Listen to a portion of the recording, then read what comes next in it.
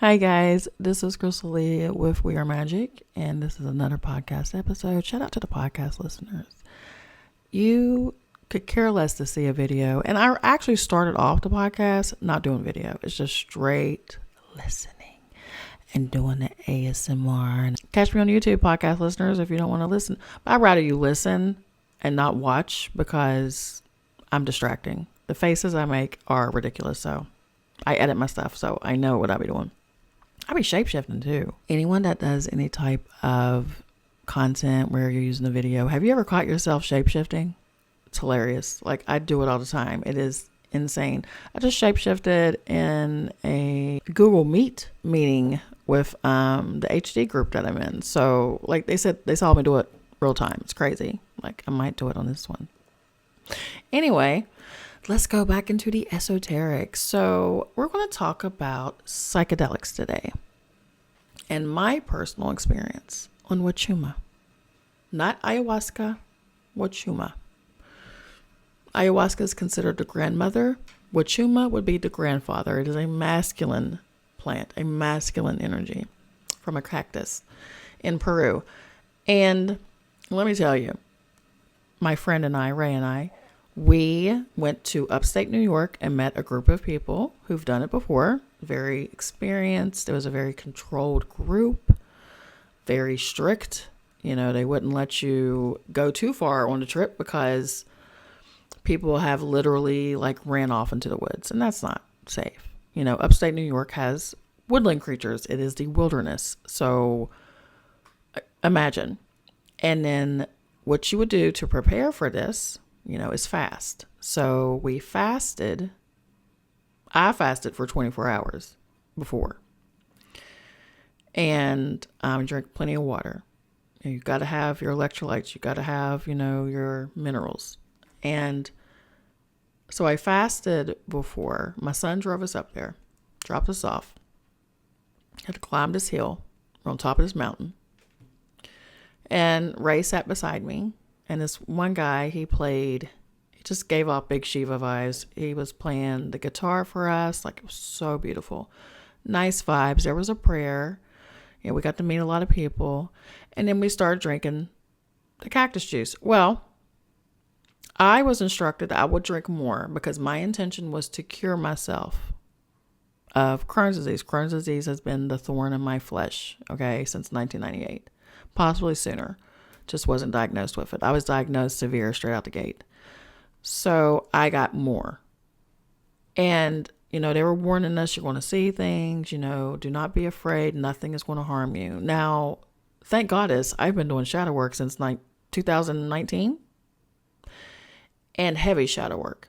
Okay. Like meeting my shadow, going into the underworld, meeting a guide, just seeing angels for what they really look like. And demons and angels are the same.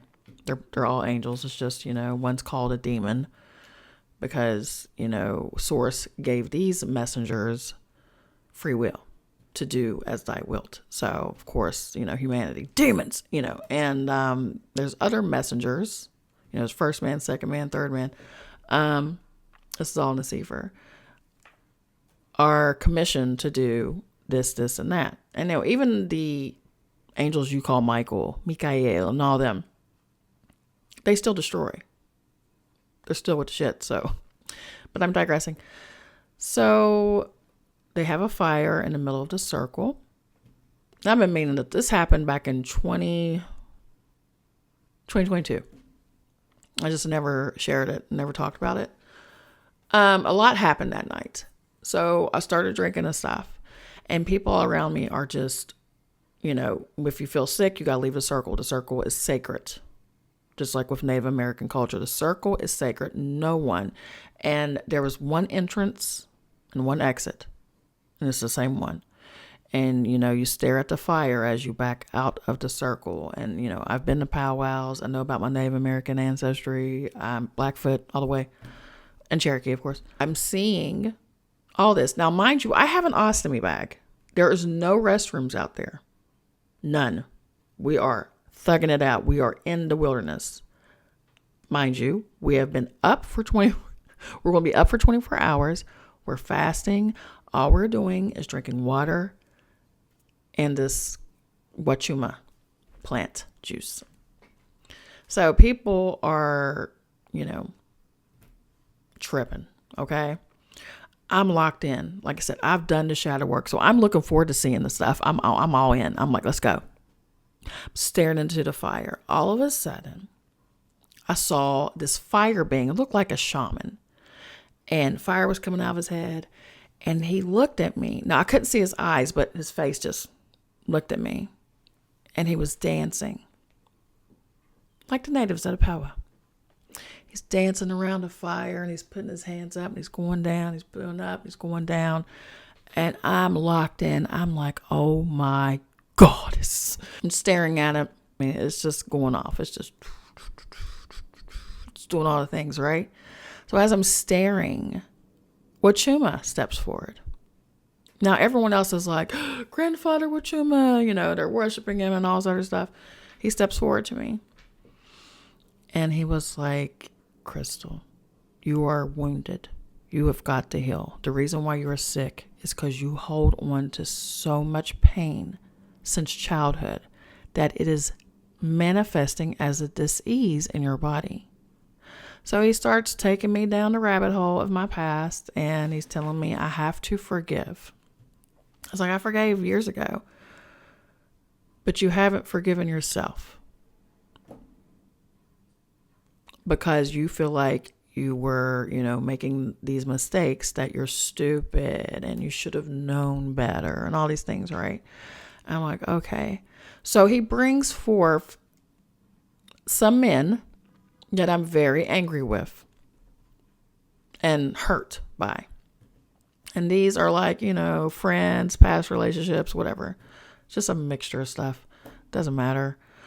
And he made me admit that I loved a particular one. And I was like, no, I don't love them. And he's like, yes, you do. You need to be honest with yourself, Crystal. When you love someone, there's nothing wrong with you. You're a loving person. That is who you are. You are love. Because I hate the love and light shit. I hate it with everything in me because it's just not practical, because we all are living this reality. We're not a bunch of Buddhist monk up in a temple in Tibet somewhere where we're cut off from, society and life. No, we are in the matrix, deep in it, swimming with the sharks. And so when you tell people everything is love and light to me, I'll say it like this.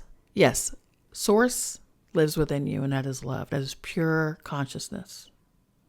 Undefiled. No ego. Just love.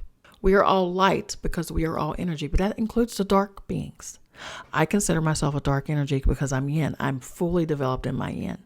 The yang, the light energy, the positive energy, is my masculine side that causes me to have action and protection and all sort of stuff. But I will never denounce my yin. You can call me dark. You can call me the devil. You can throw the witch in there. I don't care what you call me, because I've played the game. I've played a religious game. I've been a Christian. I've been a Messianic Hebrew. I've done all the things. I've done the feast days. I've tried so hard to live my life, not judging others, but constantly getting judged. Like Pharisees, fuck off. But with that being said, Wachuma steps forward, tells me that, I have love for this person and that I have a love for a lot of people. So he's showing me the people that I hold dear. And he looks at me and says, they're not real. These are attachments to you. And I was like, what do you mean they're not real?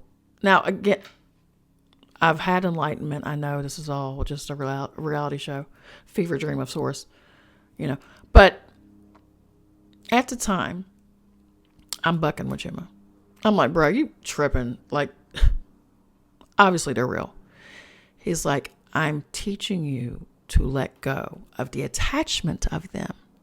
I was like, well, how do I do that? Now, all the while, my friend Ray sees me and I'm out, or she just sees me like dazing into the fire. I'm dazing into it. But there's a whole story happening, a whole vision. Wachuma looks at me and he was like, throw them into the fire. Now, not the fire that I was staring at. What I was seeing in the vision was a completely huge flame. So I take one of these guys and I toss him in because easy peasy, right? Because I'm angry with my ex-husband, like super angry. Easy. Toss his ass into the fire. Done. Next. Other one. The one he made me admit that I had love for. You have to toss him too. He's not real. I was like, cool. Yeet. Yeet him into the fire. All of a sudden, I hear my sons behind me, Kevin and Christian. And they went, hey, is she okay? Which is crazy. At the same time, my oldest son is back in New York City and he's thinking about me, wondering, she's in the dark. She's with a bunch of strangers. She has her friend Ray, but she don't know these people. Like, did I do the right thing leaving her? Like, he's thinking about me. Let's go back to upstate. Let's back to Wachuma. Is she okay? And Wachuma said, yes, she's fine. We're working on attachments. He said, Crystal, this is also, they're not real. I was like, those are my sons. I protect them with everything in me. You got me fucked up, Wachuma. And he was like, what's so crazy? Wachuma is not an ego at all. Never offended, no matter what I said to him. He was just like, honey, you know what you have to do with these boys. I was like, I'm not throwing my sons into the fire. Have you lost your fucking mind? Now, Ray, we're back to Ray. She's beside me. She's praying. She's doing all the things. She sees me and she sees me break down and tears are just flowing. I'm still staring at the fire though. But she's like, the grief was so heavy because she's an empath. She just wanted to reach over and hug me and say, Crystal, it's okay. But we're instructed not to touch we're instructed not to touch each other, and we're instructed not to talk to each other because it'll mess up the trance. So I'm arguing with Wachuma. I'm not throwing my kids in the fucking fire. You done bumped. Boy, bye. Okay, vision over. I'm trying to cut him off now. I'm trying to cut off an ancient spirit. I'm like, I have nothing else to say to you. We're done. And then he's like, Crystal, you have to throw them in the fire. I was like, I'm not doing it. I'm not doing it. No. I guess I failed. Nope. Failed the test. Not throwing my sons into the fire. No. So I pull away from Wachuma. Now I'm back. I'm staring at the fire and I'm just like, what? And I can't stop crying. I cannot stop crying. And then one of the ladies that was in the circle, and she has the drum. She's hitting the drum. She's like, I have a message for someone. I don't know who this is for, but they're telling you that none of this is real and that you need to release it into the fire. And I knew it was to me. I mean, I knew it could have been for someone else, but when it's for you, and you claim it and you take that message. And I just look over at her and I'm just like, I start crying again. And when I close my eyes, I'm back with Wachuma and there's my boys. Oh, my precious boys. And he said, are you ready? And they're looking at me like, I was like, I'm so sorry, guys, but you're not real. You are just a piece of me. You're just a vision, a dream I'm having. You're not real. And I have to let go of my attachment of you so I can heal. So I grab my boys and I toss them into this huge vision of a fire. And they just turn into little energy and they go away. And he looked at me. He's like, this is what you have to do to heal. You have to let go of the pain. You have to let go of the fear. And you have to let go of the attachment of what you have to people, places, and things. That is the only way you're going to heal, Crystal. And then I looked at him and he's turning away from me. And I was like, will you always be with me? Will you always be my guide? He said, oh, I'll never leave you. And he disappeared and I came back and now I'm bawling. I can't stop crying. Can't stop. And we stay awake, family, all night long. I just saw 15:15 on the recorder. We stay awake with this medicine in us. And then after the Wachuma thing, I get sick. Everyone else has already been sick, very, very sick. And I get up, I do this to the fire. I back out. I go to a very private place. Now, I've been using the bathroom again. I don't have a colon, so everything goes out of the bag. So I had been purging all night, but I hadn't puked. I hadn't went out this way. So the leader runs out to me, and she's like, finally, you've got to release it, honey. You're the only one that hasn't done it yet. And I didn't see that as me releasing something, I thought, because, I purge this way normally. Everything goes to the bag. But yeah, I was holding on to things. And I know a lot of people don't believe in psychedelics and using that, but I'm telling you, the only way, if you want to know the truth about what's going on with this reality and who you are as your higher self, I'm going to give you some pointers. Do a vegan cleanse, meaning, like I said, Ralph Smart has this 7-day vegan challenge. That's what got my third eye open for the first time back in 2018, 19, and I shut it quickly. And that's just cutting out all the dairy and all the sugar. Not just dairy, sugar, no carbs, no bread. To replace your carbs, do quinoa. If you can't handle black coffee, do tea. But the whole point is to detox your body, to get all of the fluoride and all of the stuff that they've done to us. Do that. Listen to binaural beats in your ears. You get you some earbuds, some headphones or whatever, and listen to 423 hertz, 417, 863. There's so many certain frequencies and with the intention of healing your pineal gland, pituitary gland, to heal, to decalcify, sun gaze early in the morning and at sunset as much as you can. Do deep breathing techniques. There's the breath, stomach's growling, guys. There's the breath of fire technique. Look that up. There's so many different techniques that you can use. And that can also get the DMT going in your brain. But yes, those are things that you can do that you don't have to always do shrooms, ayahuasca, Wachuma. Those are the quickest ways to do it. But with that being said, there are ways to open your third eye. It's not demonic. So, Pharisees, fuck off. But I love you. That was my Wachuma experience. Oh, the next day, as you know, I work heavy. My higher self, Kali Ma. I mean, we're like this. If you follow me, if you don't, go back. Like, there's so many Kali Ma experiences. I'll do this. Okay. When I first asked who my higher self was, and I know a lot of y'all already know, but for the ones that are newly watching, I was doing the 7-day vegan challenge. I was sun gazing morning and night. I was, right when I woke up in the morning, right when the sun set, this is when I would do it. I'd cut out you can't cut out all fluoride, but I had started drinking spring water. I was probably about the 3rd day into the vegan challenge, I think. And I saw I can't find it. I don't know exactly which one it was, but it was a binaural beat. And it said, meet your higher self. I was like, oh, cool, higher self. Now, I was still very, very heavily religious at this time. But, when you read the Bible and you see, you already sitting in heavenly places as your higher self. That's what that means. The Gnostics, those are the homies. So anyway, I put them in my earbuds. I lay in my bed. I look at my ceiling.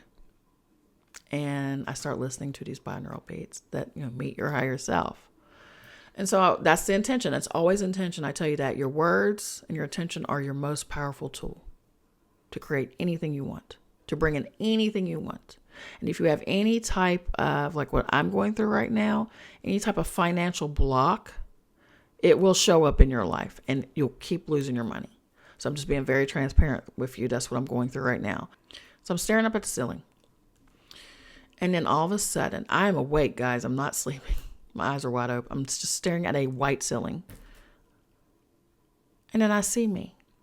I see a copper-colored, right now I'm just this high yellow. But I see this copper-colored lady. She had like white hair, but it was my face.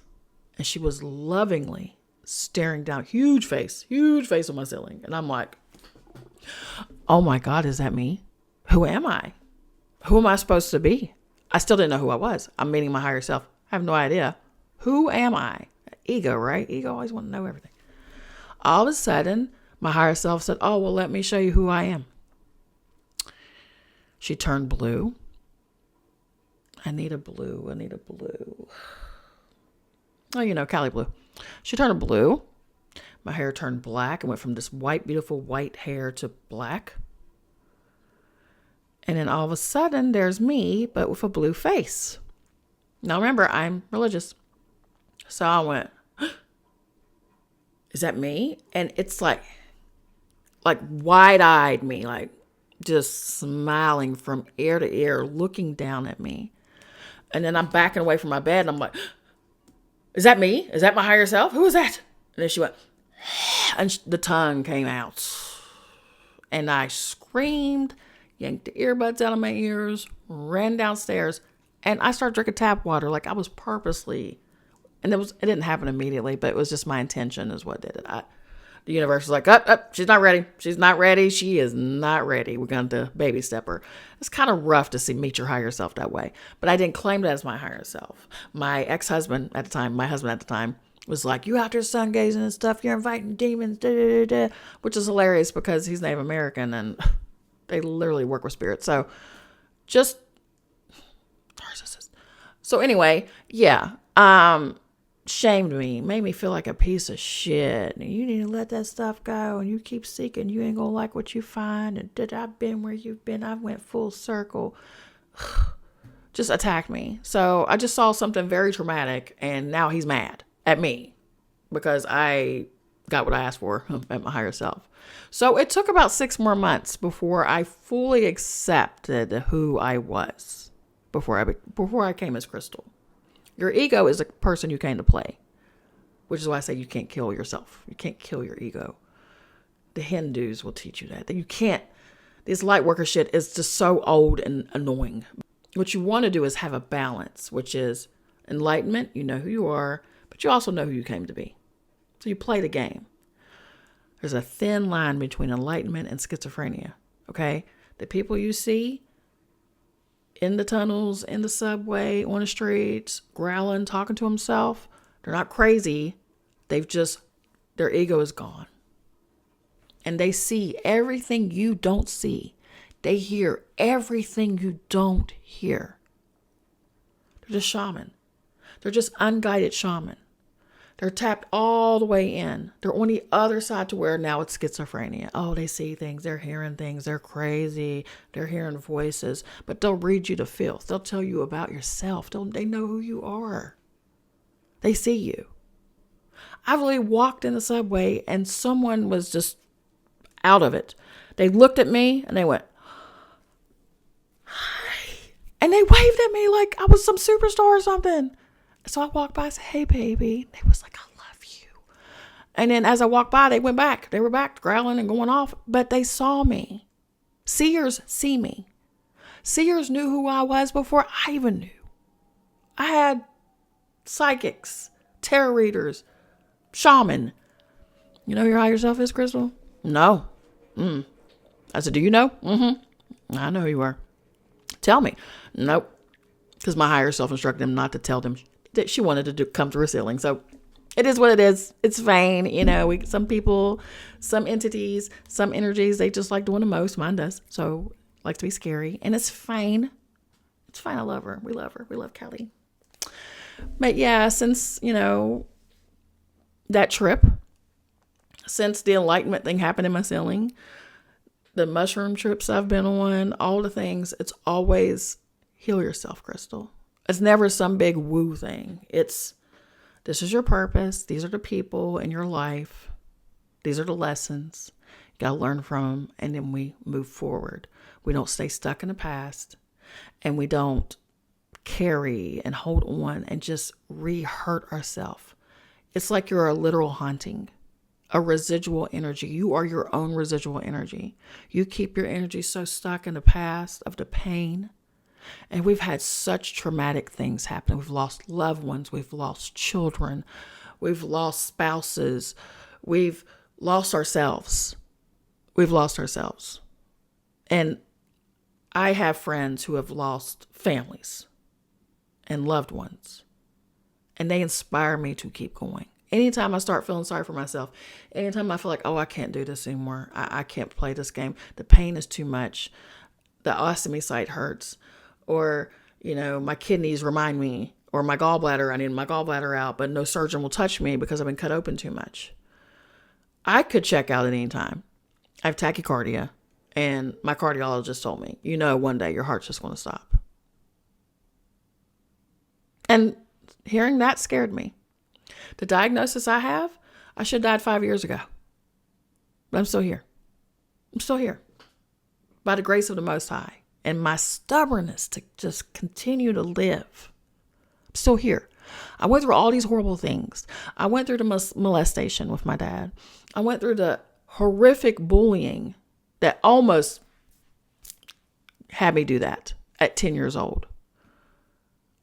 So I can look at you in the face and say, if I can make it, and trust me, I struggle every single day with the thoughts, the ideation of ending my life. Something I have suffered from since I was like 9 years old. Really before then. Because I had a hard life. Very, very hard. But I just keep fighting. I still wake up. I still try. And I know one day, whatever contract I have with my soul, I'm not going to wake up. I'm either going back to source, or I'm going to wake up in another reality, and maybe I won't have Crohn's disease, or maybe, I'm doing so much better. But I'm just really excited about my present, because I know my present is what that dictates my future. I love you. Thank you for listening. We'll have more little conversations about this. If you'd like to work with me, I have 2 more slots open for one-on-one coaching. I'm only taking 3 people. I work a full-time job, guys. I can't have like 25 people. That's crazy. But yeah, if you would like to work with me, if you would like a spiritual counselor, a spiritual mentor or coach, I'm your girl. I love you. Remember, we are magic. We are one. We're awakening the divine in everyone we come in contact, honey. We set intentions and we push our energy out to heal others. I love you. Thank you so much for listening.